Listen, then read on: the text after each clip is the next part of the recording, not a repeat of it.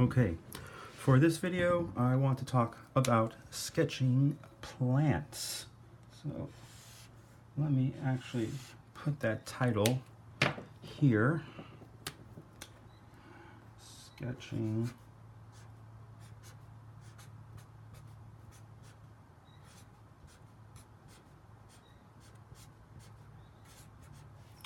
and plants.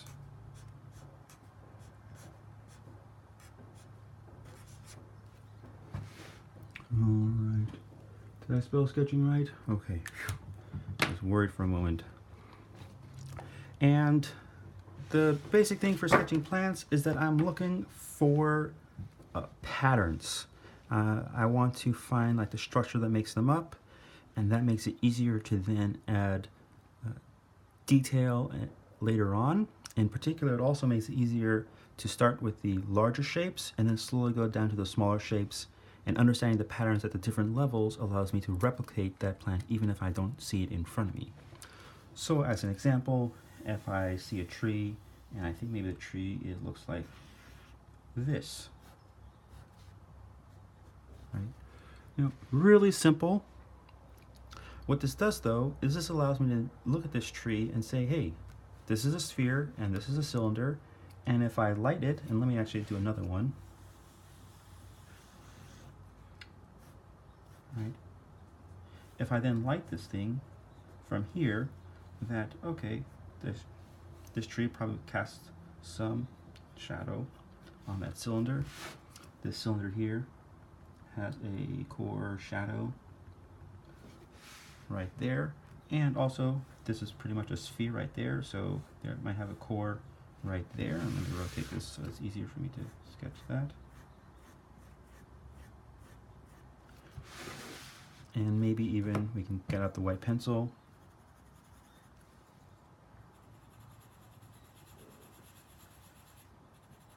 Right. So by seeing the basic shapes that make this up, I can start to figure out how to light these things later on, or as I sketch them as well. So the next thing, going back to seeing this tree at like how simple it is yes, I have a tree and it starts off like that, and there is a trunk, and I observe that the tree maybe breaks off like that, and this piece right there, and from each of these, some smaller ones. But you can see, right, that I have a pattern with which I'm going about that, and it turns out that this tree, right, isn't a perfect circle.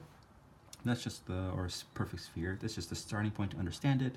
So, oh yeah, and there's, from this branch, there's some leaves that are out there, and that one right there, and right there, and right there. This, that.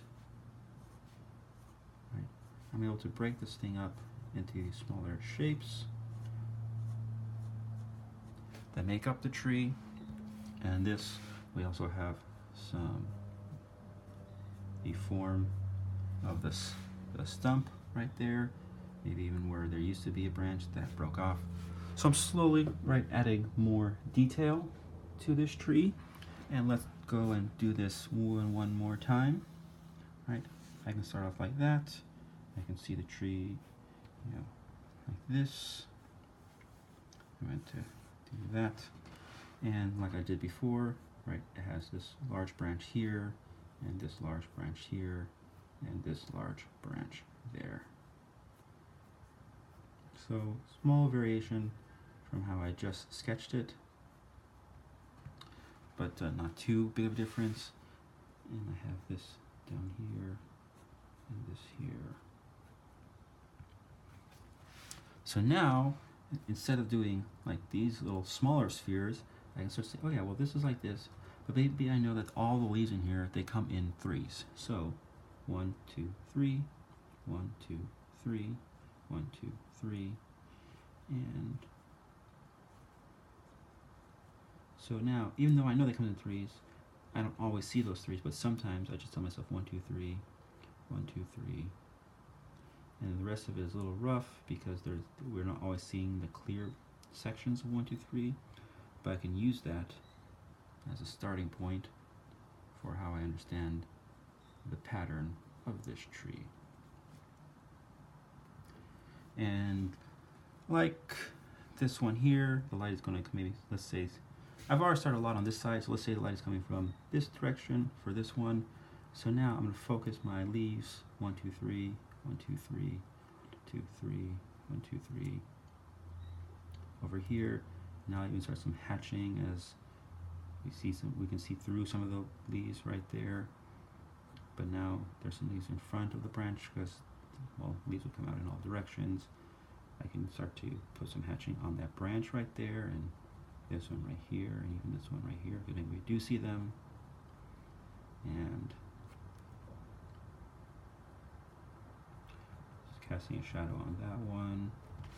I can do my core shadow right here.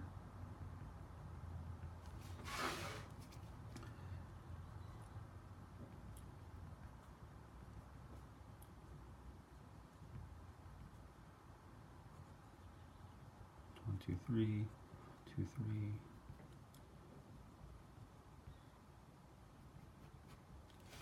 Okay. So now we've gone from this simple understanding of a tree, reminding ourselves why this simple understanding is important as we do lighting, and then I get to here, right? Well, sorry, jumping. Simple, why this simple is important to understand lighting. Simple can be important to understand different volumes and forms, and then that allows me to use that approach for adding a little texture to it, and adding that texture with a sense of lighting, right? So I add more texture and details in the darker areas, and in lighter areas I leave it a little bit lighter. So another thing to do, or away from just looking at trees, but we can even start looking at, say, plants on the ground, little bushes. And sometimes people, they want to draw bushes and they'll kind of do like, oh yeah, this bush is like, right, it has all this randomness to it. But this sketch right here makes me sad, because there's no order, it lacks a certain understanding. So instead, how I might start this is say, I'll look at that bush and realize, hey, that bush is actually sort of round. And all the plants, all the leaves, they come from this starting point right here. So now, right, I can make it random, or feel random, but also have order. Rotate the page here. And you see how I'm drawing all these lines. And very similar, like dot, dot, line, dot, dot, line. Each little leaf here, I start, right, and it sort of tapers.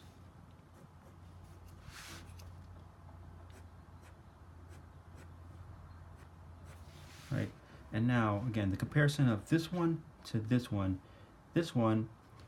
I've studied the bush plant, and I can see the pattern in there. I'm trying to recreate that pattern, that they all come out to roughly a very similar distance. This one,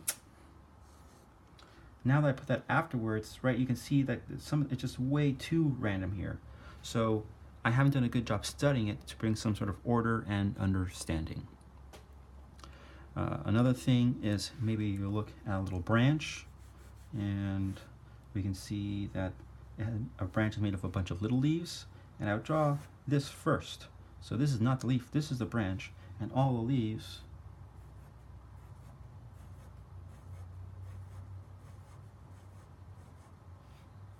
right, they come off it.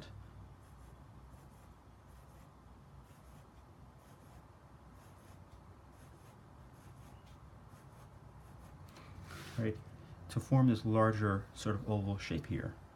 But that, sketching it this way, allows me to bring in some order and some understanding to it, rather than just like complete randomness. And looking at plants can be sort of intimidating because of the randomness. Let's do something like this again, where we cast some sort of palm frond of some kind, and maybe it's a little more square shaped, but still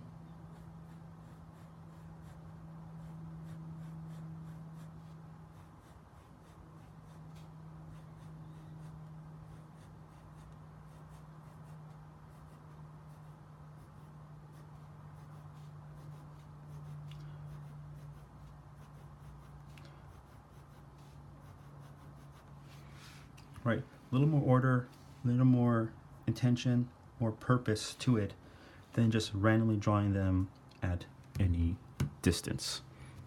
So now I'd like to show some examples, right, going through this.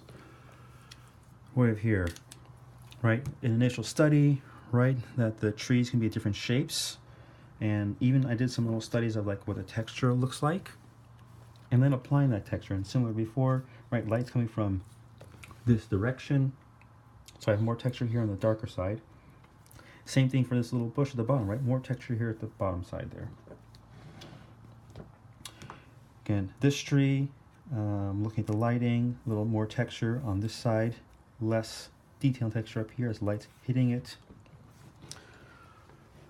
This is pretty good right here between these two, right? Here's my initial study that there's a lot of chaos going on, supposed chaos going on with this thing, but at essence, it's just a sphere in the middle with all these little things sticking out of it.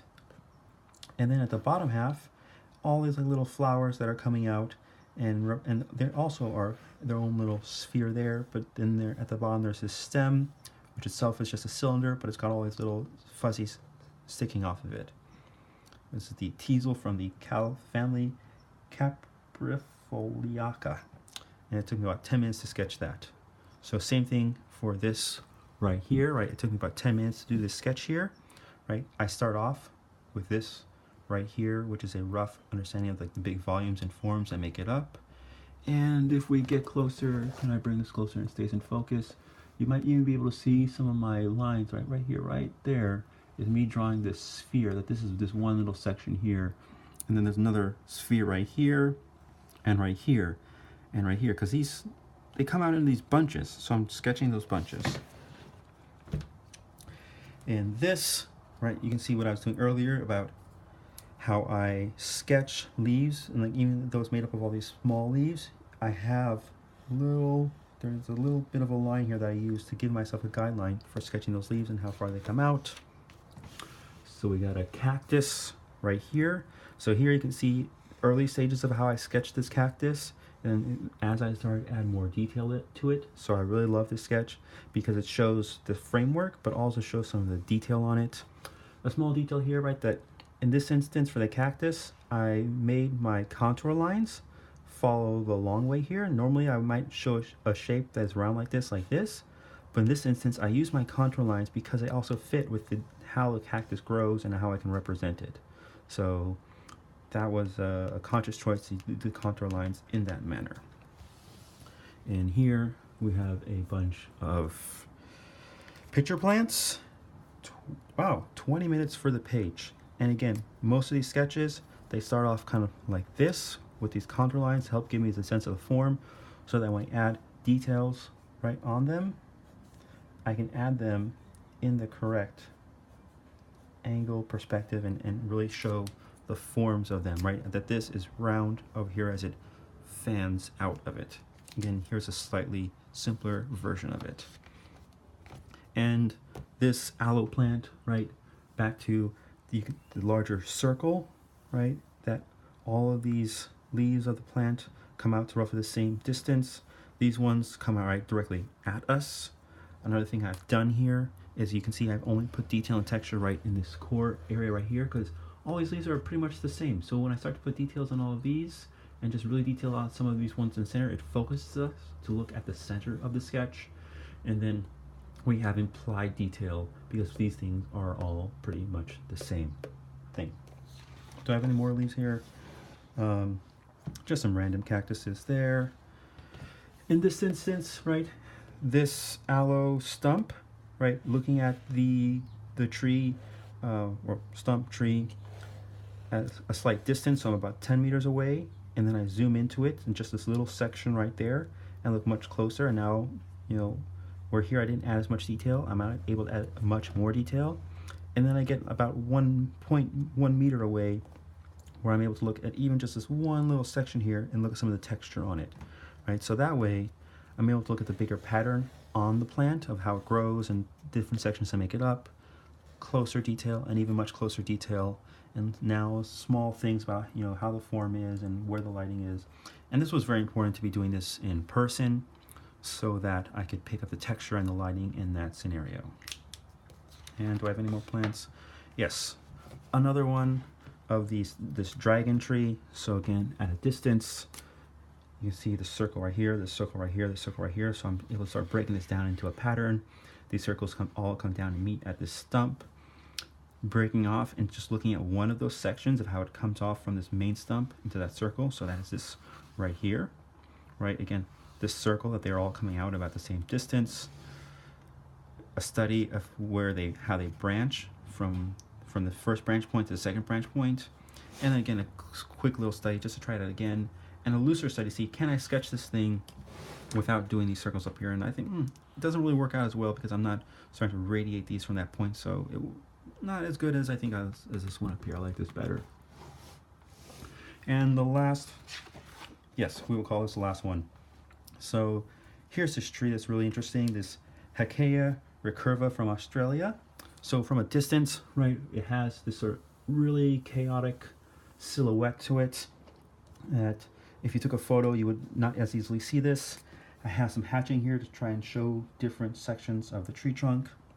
But then I break off and I look, there's a bigger pattern of the tree, but then I look at just this small little section here.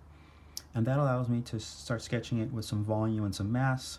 So from what is just represented by little dots over here, now I can start representing with some like cylinder shapes and some spherical shapes.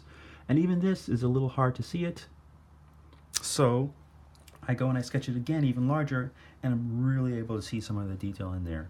And this was only possible because I was right there in person, like standing about 10 to 20 meters away from this to see the whole tree, and then getting really close, like under a meter away to see this, and then examine that even much, much closer to see all the little detail and the form changes that happen in this tree. All right, so there are some tips for sketching plants.